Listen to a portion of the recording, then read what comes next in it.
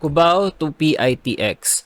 So katulad ng Cubao to MOA, maaari ka ring sumakay ng EDSA Carousel sa NEPA Qmart Station o di kaya sa Main Avenue Station, depende kung saan ka manggagaling sa Cubao.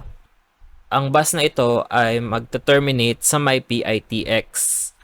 Pagkatapos ng MOA, didiretso siya ng PITX. Kung gusto mo namang sumakay ng MRT, kailangan bumababa sa may MRT Taft Station, tumawid ka sa may Savers or Save More at nandoon ang EDSA Carousel bus na papuntang PITX. So, ito ang Metropoint Mall. So, kapag kababa mo dyan sa MRT Taft, nandito ang so, tatawid ka dyan at nandyan na ang EDSA Carousel Taft Station.